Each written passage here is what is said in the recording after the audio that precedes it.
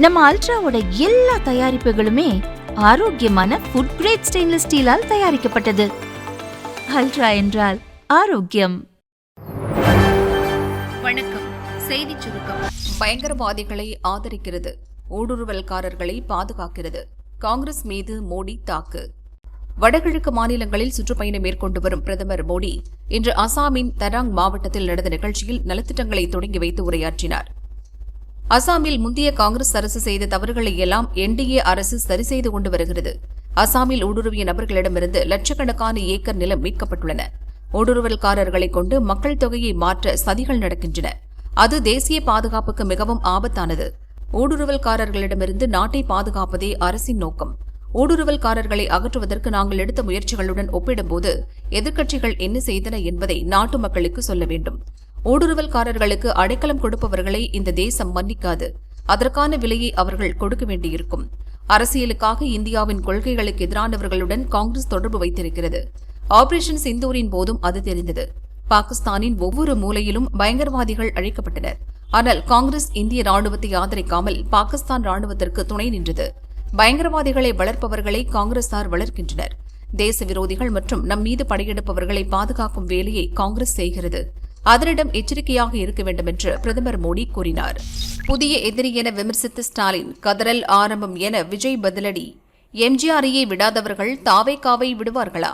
தாவேகா தலைவர் விஜய் திருச்சியில் நேற்று முதல் பிரச்சாரத்தை தொடங்கிய நிலையில் திமுக முப்பெரும் விழா தொடர்பாக ஸ்டாலின் ஒரு அறிவிப்பை வெளியிட்டார். அதில் விஜயை மறைமுகமாக தாக்கியிருந்தார்.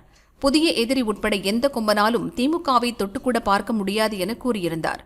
கொள்கை இல்லா கூட்டத்தை சேர்த்து கூக்குரலிட்டு கும்மாளம் போட்டு மக்களுக்கு இடையூறு செய்யும் இயக்கம் திமுக அல்ல என்று தாவேகாவை விமர்சித்திருந்தார். ஸ்டாலினின் இந்த முப்பெரும் விழா கடிதம் புலம்பலின் தொடக்கம் என்று தாவேக தலைவர் விஜய் பதிலடி கொடுத்துள்ளார். அவரது அறிக்கை: திருச்சியில் நேற்று மக்கள் சந்திப்பை தொடங்கினோம். எளிதாக கடந்துவிடும் தூரத்தை கூட மக்கள் கடலில் பல மணி நேரம் நீந்தியே கடக்க வேண்டிய சூழல் இருந்தது. இதை நமது அரசியல் எதிரிகளும் உணர்ந்திருப்பார்கள்.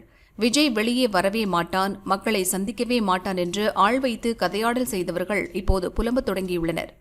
இதை முன்கூட்டியே ஒப்புக்கொள்வது போல் தங்கள் கதறலை முப்பெரும் விழா என்ற கடிதம் மூலம் வெளிப்படுத்தியிருந்தனர். பெயரை சொல்லாமல் புதிய எதிரிகள் என்று அதில் குறிப்பிட்டிருந்தது. வெளியே கொள்கை கொள்கை என்று பேசுவதும் உள்ளுக்குள்ளே பாரதிய ஜனதாவோடு உறவாடுவதும் யார் என்பதை மக்கள் புரிந்து கொள்ள தொடங்கிவிட்டனர். பொய் வாக்குறுதி கொடுத்து மக்களை நம்ப வைத்து ஏமாற்றி ஆட்சிக்கு வந்துவிட்டு அதே சாமானிய மக்கள் மீது அடக்குமுறையை ஏவி விடுபவர் யார் என்பது மக்களுக்கு தெரியாதா? தமிழகம் தாண்டி தாவேகாவுக்கு உருவாக்கியிருக்கும் தன்னெழுச்சி அவர்களை ஏகத்துக்கும் குமர வைத்துள்ளது. மக்கள் சக்தியுடன் வந்த எம்ஜிஆர் மீதே வெறுப்பு நெருப்பை கக்கியவர்கள்தானே தாவேகாவை மட்டும் எப்படி குறை கூறாமல் இருப்பார்கள்? 1967, 1977 தேர்தல்களில் நிகழ்ந்ததைப் போல 2026 சட்டசபை தேர்தலில் மாபெரும் வெற்றியை விளைவை தாவேகா நிகழ்த்தி காட்டும் என விஜய் கூறியுள்ளார். வங்கக்கடலில் காற்றழுத்த தாழ்வு, 4 நாட்கள் கனமழைக்கு வாய்ப்பு. சென்னை வானிலை மையம் வெளியிட்டுள்ள அறிக்கையில் கூறியிருப்பதாவது: நேற்று வடக்கு ஆந்திரா மற்றும் அதனை ஒட்டிய தெற்கு ஒடிசா கடலோர பகுதிகளில் நிலவிய காற்றழுத்த தாழ்வு பகுதி இன்று வடக்கு தெலங்கானா மற்றும் அதனை ஒட்டிய விதர்பா பகுதிகளில் நிலவுகிறது. இது மேற்கு வடமேற்கு திசையில் நகர்ந்து மத்திய விதர்பா மற்றும் அதனை ஒட்டிய பகுதிகளுக்கு நகரக்கூடும். இதன் காரணமாக தமிழகத்தில் செப்டம்பர் 16, 17, 18 மற்றும் 19 ஆகிய தேதிகளில் கனமழை பெய்ய வாய்ப்புள்ளது. சென்னையில் அடுத்த 48 மணி நேரத்திற்கு வானம் ஓரளவு மேகமூட்டத்துடன் காணப்படும். நகரின் ஒரு சில பகுதிகளில் லேசான மழை பெய்ய வாய்ப்புள்ளது.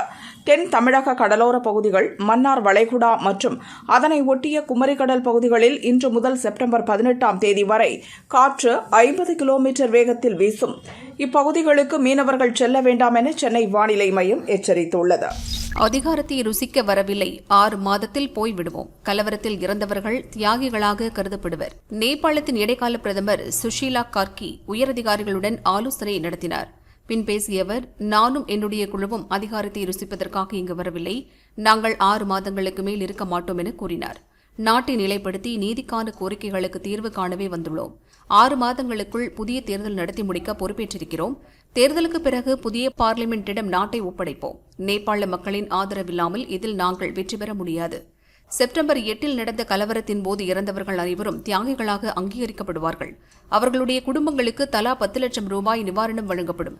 காயமடைந்தவர்களின் செலவுகளை அரசு ஏற்கும் என்று பிரதமர் சுஷீலா கார்கி கூறினார். முன்னதாக நேபாளத்தில் சோசியல் மீடியாக்களுக்கு விதித்த தடையை எதிர்த்து ஜென்செட் தலைமுறையினர் நடத்திய போராட்டம் கலவரமாக மாறியது. இதில் 72 பேர் இறந்தனர். தற்போது படிப்படியாக அமைதி திரும்பி வருகிறது. 300 அடி பள்ளத்தில் கவிழ்ந்த வாகனம், மலேசிய டூரிஸ்டுகள் 14 பேர் காயம். மலேசியாவைச் சேர்ந்த 14 பேர் தமிழகத்திற்கு சுற்றுலா வந்தனர். அவர்கள் டெம்போ டிராவலர் வாகனத்தை வாடகைக்கு எடுத்துக்கொண்டு கொடைக்கானல் சென்றனர். அந்த வாகனம் பெருமாள் மலை அருகே வெள்ளைப்பாறை பகுதியில் சென்று கொண்டிருந்த போது பிரேக் பிடிக்காமல் 300 அடி பள்ளத்தில் கவிழ்ந்து விபத்துக்குள்ளானது. காயமடைந்த அனைவரும் ஆம்புலன்ஸ் மூலம் அருகில் உள்ள ஹாஸ்பிட்டலில் அட்மிட் செய்யப்பட்டனர். அதில் 4 பேரது நிலைமை கவலைக்கிடமாக உள்ளது. மீட்பு பணியில் அப்பகுதி மக்கள் மற்றும் டூரிஸ்டுகள் ஈடுபட்டனர். சம்பவம் குறித்து போலீசார் விசாரிக்கின்றனர். ரஷ்யா மீது உக்ரைன் ட்ரோன் தாக்குதல், எண்ணெய் சுத்திகரிப்பு நிலையத்தில் உற்பத்தி நிறுத்தம். Охренеть! Ёб твою! Ёбаный насос! ரஷ்யா உக்ரைன் இடையிலான போர் சில ஆண்டுகளாக நீடித்து வருகிறது. இந்நிலையில் ரஷ்யாவின் லெனின்கிராட் பகுதியில் உள்ள கிரிஷி எண்ணெய் சுத்திகரிப்பு நிலையம் மீது உக்ரைன் ட்ரோன்களை வீசி தாக்குதல் நடத்தியது. ரஷ்யாவின் முக்கியமான எண்ணெய் சுத்திகரிப்பு நிலையங்களில் ஒன்றாக இது உள்ளது. தாக்குதலில் சுத்திகரிப்பு நிலையம் தீப்பற்றி விண்ணை முட்டும் அளவுக்கு புகை பரவியது. இதனால் அங்கு எண்ணெய் உற்பத்தி பாதிக்கப்பட்டுள்ளது. இந்த தாக்குதலை உறுதி செய்துள்ள உக்ரைன் ராணுவ அதிகாரிகள் இதுகுறித்த புகைப்படத்தை வெளியிட்டுள்ளனர். அதில் புகை மூட்டமாக காணப்படுகிறது. உக்ரைன் வீசிய 3 ட்ரோன்களை சுட்டு வீழ்த்தியதாகவும் அதன் உதிரி பாகங்கள் தான் எண்ணெய் சுத்திகரிப்பு நிலையம் மீது விழுந்ததாகவும் ரஷ்ய அதிகாரிகள் கூறினர். ரஷ்ய ஆக்கிரமிப்பு கிரிமியா பகுதியில் 80 ட்ரோன்களை உக்ரைன் வீசியதாகவும் அது அனைத்தும் சுட்டு வீழ்த்தப்பட்டதாகவும் ரஷ்யா தெரிவித்துள்ளது. ரோஹித் வேண்டுமானால் போகட்டும், விராட் கோலியை விடுவதாக இல்லை, தலிபான்களின் மெசேஜ்.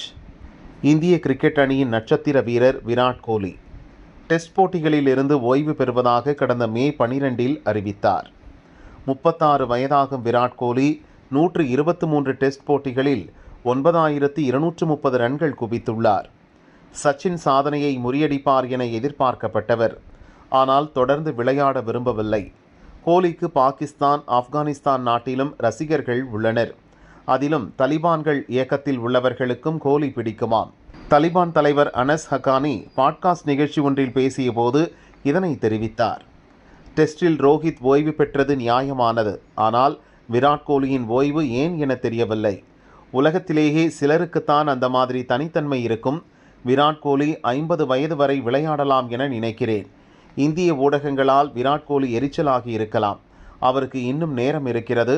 பல சாதனைகளை அவர் முறியடிப்பார் என நம்புகிறேன். ஆனால் கோலியின் ஓய்வுக்கு பின்னால் உள்ள காரணம் எனக்கு புரியவில்லை என அனஸ் ஹக்கானி தெரிவித்தார்.